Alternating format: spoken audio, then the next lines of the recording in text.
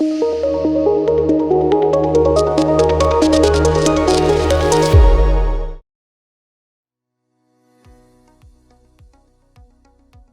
Everyone, I'm doctor Keerthi, fertility expert 49 hospitals Vizag branch నుంచి మాట్లాడుతున్నానండి.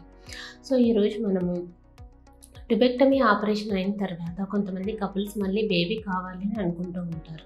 So వాళ్ళకి ఎటువంటి ఆప్షన్స్ ఉన్నాయి, ఇందులో మనము మెయిన్గా ఈ ఐవీఎఫ్ పద్ధతిలో ఎటువంటి అవకాశాలు ఉన్నాయి అనే టాపిక్ గురించి డిస్కస్ చేసుకుందాం.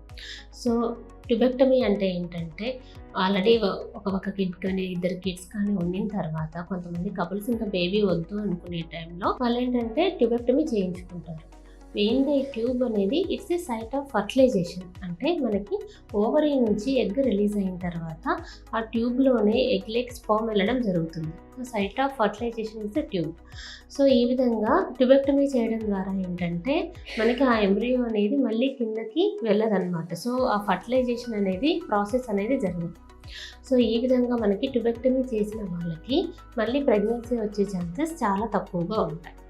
సో మనం ఆల్రెడీ ఇప్పుడు ట్యుబెక్టమీ చేసిన కపుల్స్ కొంతమంది ప్రీవియస్ బేబీకి ఒక్కొక్కసారి హెల్త్ బాగుండకపోవడం వల్ల, లేదు ఎక్స్పైర్ అవ్వడం వల్ల, ఇటువంటి కొన్ని రీజన్స్ వల్ల మళ్ళీ మనకి ప్రెగ్నెన్సీ కావాలి అని వాళ్ళు చూస్తూ ఉంటారు. సో ఇటువంటి పేషెంట్స్కి మనకు మనం ఇచ్చే బెస్ట్ సజెషన్ ఏంటంటే, మనకు ఐవీఎఫ్ ట్రీట్మెంట్లో ఆల్రెడీ ఇలా ట్యుబెక్టమీ అయిన కపుల్స్కి కూడా నెక్స్ట్ మనము ప్రెగ్నెన్సీ తెప్పించే అవకాశం ఉంది. సో అది ఎలాగో ఇప్పుడు ఒకసారి చూద్దాం. సో మెయిన్గా ఏంటంటే మనకు ఐవీఎఫ్ టెక్నాలజీలో మనం చేసేది ఏంటంటే, ఎగ్స్ పెరగడానికి మనం ఇంజెక్షన్స్ ఇస్తాం. సో యూజువల్గా రైట్ సైడ్, లెఫ్ట్ సైడ్ ఈ అండాశయం అంటారు. ఈ అండాశయంలో ఏంటంటే ఎగ్స్ అనేవి ఉంటాయి. సో వీటికి ఏంటంటే యూజువల్గా నెల ఒక ఎగ్ రిలీజ్ అవుతుంది.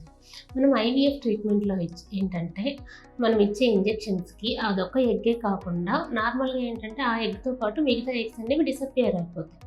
సో బట్ ఈ ఐవీఎఫ్ టెక్నాలజీలో మనం ఇచ్చే ఇంజెక్షన్స్ వల్ల అంటే మిగతా ఎగ్స్ కూడా పెరుగుతాయి అన్నమాట. సో ఈ విధంగా పెరిగిన ఎగ్స్ని మనం రిట్రీవ్ చేస్తాం. సో చేసి స్పామ్స్తో మిక్స్ చేసి ఎంబ్రియోస్ అనేవి మనం ఫామ్ చేయడం జరుగుతుంది.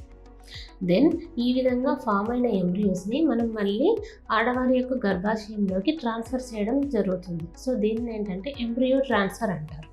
సో మనకి యూజువల్గా ఎగ్ రిలీజ్ అయ్యి ట్యూబ్లోకి వచ్చి అక్కడ సైట్ ఆఫ్ ఫర్టిలైజేషన్ ఉంటుంది. సో అలా కాకుండా ట్యూబ్స్ ఆల్రెడీ బ్లాక్ అయిపోయాయి కాబట్టి మనం ఈ ఐవీఎఫ్ పద్ధతిలో ఎగ్స్ నుంచి ఆ ఓవరీస్ నుంచి ఎగ్స్ని రిట్రీవ్ చేసి, ఆ రిట్రీవ్ చేసిన ఎగ్స్ నుంచి స్పర్మ్స్ ఇంజెక్ట్ చేసి, సో అలా ఫామ్ అయిన ఎంబ్రియోస్ని మనం డైరెక్ట్గా యూట్రస్లోకి ఎంబ్రియో ట్రాన్స్ఫర్ ద్వారా ట్రాన్స్ఫర్ చేస్తున్నాం. సో మనం ట్యూబ్స్ని మనం బైపాస్ చేస్తున్నట్లు. సో ఈ పద్ధతి ద్వారా మనము ఈవెన్ ట్యుబెక్టమీ అయిన కపుల్స్కి కూడా మనము ప్రెగ్నెన్సీ వచ్చే అవకాశం అనేది ఉంది. సో ఎవరైతే ట్యుబెక్టమీ కానీ లేదు కొంత మగవాళ్ళలో ఏంటంటే వ్యాసక్టమీ చేసిన పేషెంట్స్కి కూడా మనము ఈ ఐవీఎఫ్ టెక్నాలజీ వాడి మనము ప్రెగ్నెన్సీ వచ్చే అవకాశం అనేది ఉంది. Thank you.